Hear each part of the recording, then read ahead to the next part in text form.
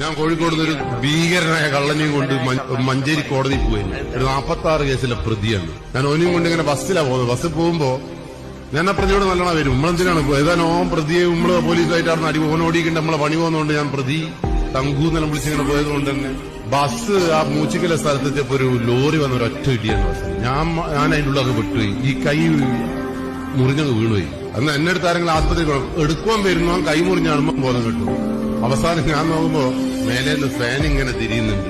ഞാനിങ്ങനെ വിചാരിച്ചു കൈയും പോയി പണിയും പോയി, എന്റെ പേഴ്സും പോയി. പേഴ്സിൽ 2500 ഉറുപ്പ്യ ഉണ്ടേനു. ഇപ്പം ബേക്കിൽ നിന്ന് അശരീരി പോലെ മേലെ നിന്നൊരൊച്ച, പ്രതി പോയിട്ടില്ല, ഞാനാണ് പ്രതി, ഞാനാണ് നിങ്ങളിവിടെ എത്തിച്ചത്, 2500 ഉറുപ്പ്യ പേഴ്സിലില്ല. നമുക്ക് 320 ഉള്ളൂ. അപ്പം പ്രതിയാണ് സത്യസന്ധൻ. ആ പ്രതിയാണ് എന്നെ ജീവിതത്തിലേക്ക് തിരിച്ചു കൊണ്ടുപോകുന്നത്. അതുകൊണ്ട് ഒരു മനുഷ്യനെയും നിങ്ങൾ വേണ്ടാതെ വിലയിരുത്തരുത്. എല്ലാ മനുഷ്യ ഹൃദയങ്ങളിലും നന്മയുണ്ട്.